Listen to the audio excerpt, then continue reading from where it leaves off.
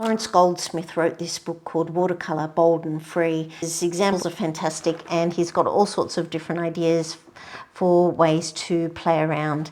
I'm going to start with this one, which is composed from the top, and that led me to this painting here, and I'm going to walk you through the process for composing from the top with watercolour, and it would apply to a whole stack of other media. And then over here we've got a drawing example. So I'm going to have a landscape where the composition is heavy up the top and really light on the bottom. I think that would be just really good fun. So I'm going to put in a small sky and put in some lovely landscapey marks and leave some little gaps, because that's what they've done here, is leave little gaps in the wash. I'm going to just wet some colours first before I begin to paint. It's much better if you do a bit of prep first, because I'm about to paint in a very loose style. So if I've done a bit of prep, it is a marvellous way to go.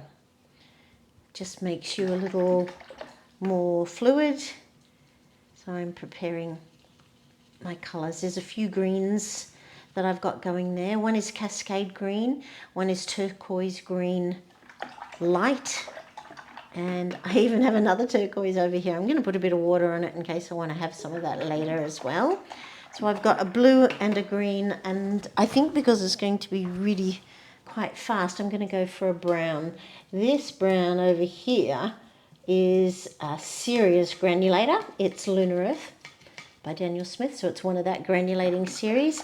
And then in terms of browns, I also have some burnt sienna.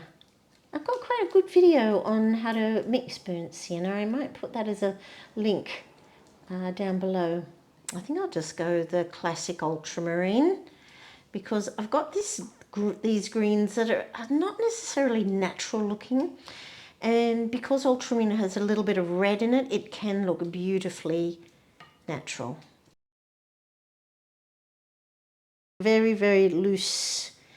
I'm not going to go to the edge, but I'm going to leave this little tiny beautiful gap and then touch it every now and again, and you get those beautiful colours coming down.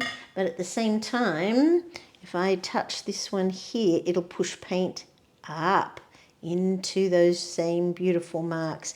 Sometimes that can look like trees, which I think is incredibly exciting. I'm going to grab another brush. This is really, really dry, and wet it, get rid of the excess, and get some of this green. See if I can just feed these little spots here and make it look a little bit like a tree, maybe. I'll just do one. Yep, that's lovely. Look at that. Okay, now I'm going to feed them water and just see if I can push paint around a bit. Just enjoying the fun of what watercolour can do. The green there has been lost. I'm going to get this other green. This is Cascade Green, so they've mixed two greens together. It's a Daniel Smith product.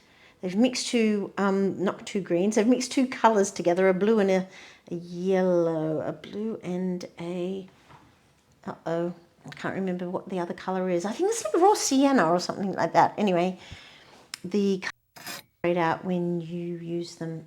Absolutely wonderful. I'm going to see if I can feed it some ultramarine.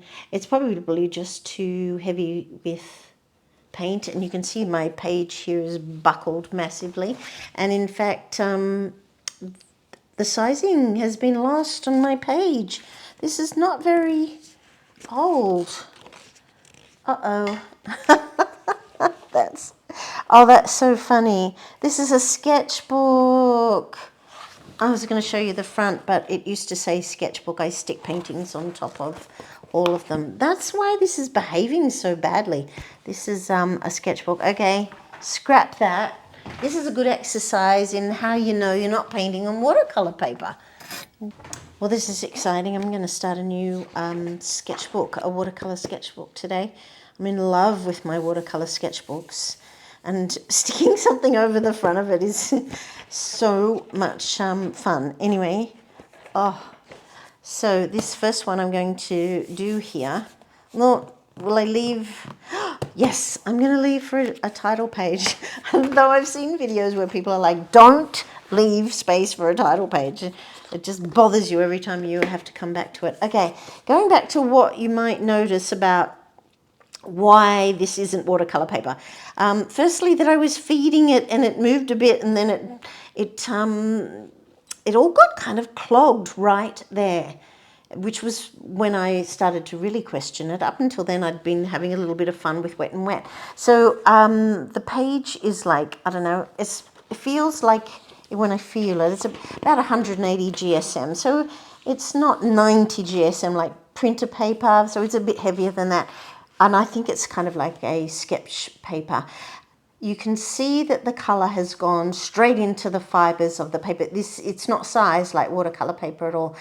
You thought you were watching a video on composing from the top, and there's a stack of bonus material there.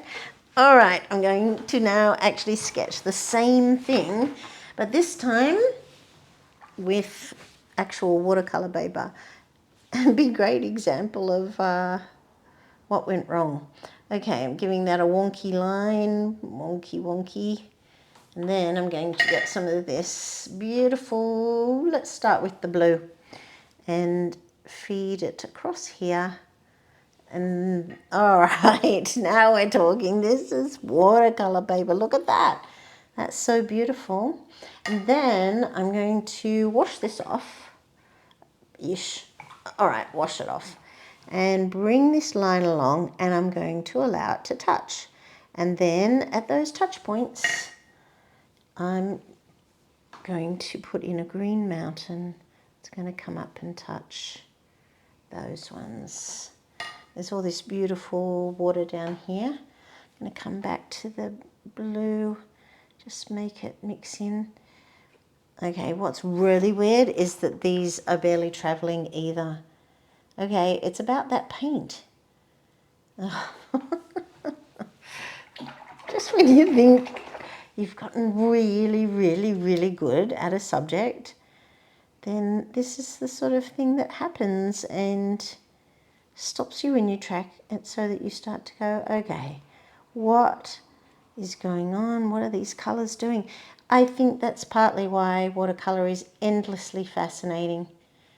Who'd have thought that after all this time I would still have a question about what is going on just there.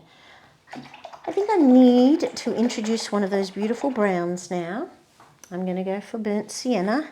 I'm going to put some into this section, perhaps some on these trunks, and I'm going to get that lovely water-filled brush and come down here. And this time we want this colour to come down, so let's do another little tiny little, I'm just trying to leave a really small white line, and I'm trying not to touch it and accidentally touching it, which is kind of perfect. Okay, that's really beautiful. Look at it moving down there. I'm going to encourage it to come down a little further by getting rid of all the excess moisture on my brush and start to mop and bring these beautiful colours down. Because if there's water on it, there's already too much water up there. So if I put more water on, then it will flow back up and we'll get other little messinesses. Okay, these trees are freaking awesome. Now, at the very beginning, what I started with was an exercise called Compose from the Top. So far, I've totally keeping in with this idea of compose from the top. I'm loving my tree, so I think that I will finish this one with some sort of pencil or crayon that matches the green and the blue. I've got some Winsor & Newton. Oh, and this one blue that I never get to use. This is a phthalo blue stick from Daniel Smith. What does it do? That is magic. The feel of that traveling down as you move it along. It's just gliding. It's very, very beautiful. I hope I have, oh, I've got a yellow ochre, close-ish to, it's just scratching out, but that's, what a great effect that is anyway. I'm going to redo some of the branches and bring some of those lines down. I went and got an image and it did kick-start me, so it's quite lovely that it gave me a bit of a starting spot, but I stopped looking at it really quickly afterwards. Okay, these have both got prominent roots, so I'm not going to overdo this one. Just less detail on that one there, and even less. We'll make this a little stumpy one and give it a few branches. This one needs some of that beautiful dark. I think I'll go back to the, yeah, just to give it some bulk in the trunk. I like the idea that it's a fat one. So beautiful. And then I need a green just to give it the look. I think that's green. I think it's like phthalo green or something. I bet it's like phthalo green blue shade. It does have a bit of a blue thing going on there. Not very organic looking. Not very organic looking. I hope that came out the right way. Just give this a little bit of, I'm just going to use it for tone. That'll work nicely, won't it? Bit of tone in some of them. Oh, I love going through the really wet stuff. Okay, and there I have a really fast, I don't know how long it took, but I'll be able to tell exactly when I go back to the video. Okay, really fast composed from the top painting. That was pure joy. And now I'm going to allow that to leapfrog me into a doodle. These are the latest markers that I'm totally in love with. They're shiny, so they're like metallic. And most importantly for me is they are light fast. So whether they're indelible or water soluble, I like both. I like using the properties of both of them. But I am completely in love with these because they're archivally sound, and then it doesn't matter where I use it. For this, it's in a sketchbook, it doesn't matter. Anyway, I'm going to begin with a, oh, I know what I'm going to do. I'm going to move that. That's already in my head. I'm going to use this for a line drawing to start me off with a doodle that is going to be top heavy. Oh, I'm coming down too far already. I'll come back with, get some of that greenery in there. There's a lovely big section. I'm just doing a line drawing around the rocks. So there's some dead stuff there. Goes up to here.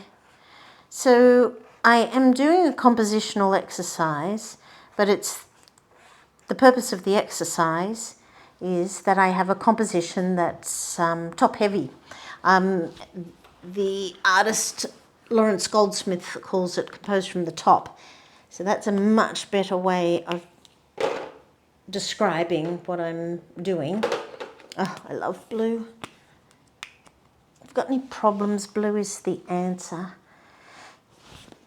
Okay, I'm going to put in some of these lovely tall trees that go through, and I'm thinking about a composition that is dramatically up here. So we'll put the tree in.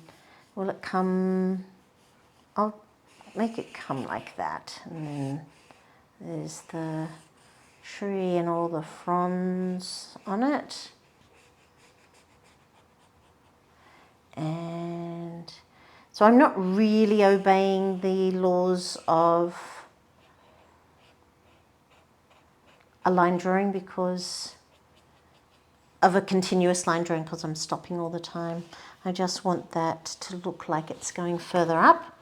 I'm going to switch into that beautiful green because there are some ferns down here. So I'll give a little bit of detail here for those ferns. And I am stunned at how if you look at it, you don't produce something trite. Because when you actually look at what they do, it's always surprising. And then there's one here, and one goes up and one goes out, one goes over there. I love being surprised by where leaves and things actually go. Okay, I think I need more solidity up here. So I think I will repeat the rock motif, but these rocks will have a different shape, and I won't continue line drawing the continuous line drawing technique because I want to place these big rocks quite carefully now. I'm having it go down, so we'll put another one in there, and then I want it to go back up. So this is over a rock, and this goes over here. There's some wonderful shapes there. The trick is not to come down too far and keep it up there. Okay, then there's this bush that's got masses of little tiny leaves. And while I could spend time going dot, dot, dot, dot, dot, I don't want to. I don't have a better reason. If you really, really enjoy that sort of fine work, then it would be worth sitting there doing all the dot dots. But when you're not feeling like it, then just go. Do whatever. It's good to throw rules out the window. And if ever there was a time to throw rules out the window, it's when you're expressing yourself or practicing.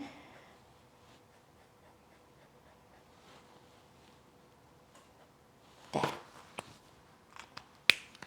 Now, does it want purple or does it want gold? I've got silver there. So, yeah, I don't think I'll go to gold. Actually, it's not silver. That is like a dark grey. That is silver. So let's see what that looks like. I'm going to put in some details on these rocks. Put it in the shape of lines. This paper is quite cheap, and so it's just disintegrating as I use my marker. And these, they're probably pretty, I was going to say strong. Maybe I should be more gentle on the paper. I'm used to being rough with the paper. I think that's probably what's happening. And so I know that I've always been someone that presses quite heavily when I'm drawing. So I can really get an achy hand. But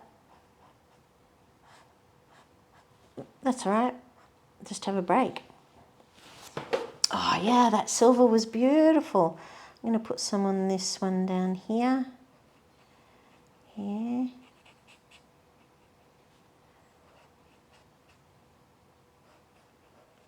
And on that one too, eh? Lovely. That was really nice. So, if that's got silver on that side, I might put silver on this side of the frond.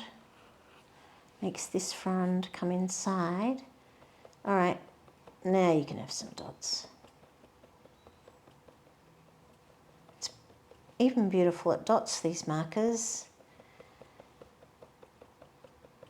I'll tell you what they are in case you want to go searching for it. It's STA metallic colour pen. It was a set. I'm really totally apologise that I don't remember where I bought it. It was a little while ago, and to be honest, it was probably some Instagram ad. And what is that? Delightful colour. That's not a colour. I think that's a blender. That's funny. water-based ink, colourless. Oh, I think that's a blender. I haven't quite worked out what you do with blenders. I've, played with the basics, but I've never had the patience to watch someone and learn. I just stopped using them. I've got too many other things to master, and just never got to the bottom of that technique. There's probably many things that I own that I didn't master, but what does it matter? It's lovely to have a range of stuff that you can play with, and I reckon that's where the joy is, in the play, being playful. Oh, that's kind of cool because I ended up with the dots up the top. So that's my example of a doodle with the compose from the top. So next up, I'm going to create this next one here, let the base dominate. So the next one will be let the base dominate. So I'll put a link here to the playlist where we go through compose from the top, let the base dominate, compose from one side, and emphasize diagonal. So it'll be a series of 4. So now I've got 2 little quick sketches that are about a composition that is heavy at the top, and then there's lots of space down beneath. In the watercolor, that was lots of space to allow the washes to come down beautifully, and that probably is the most beautiful part of the painting. By doing a doodle where I took an image and doodled from it, it's quite a different skill, but it's also just letting loose by thinking I'm going to put any elements I'm including, I'm going to put them mostly at the top. It's a really wonderful, different way of thinking. Thank you so much for joining me.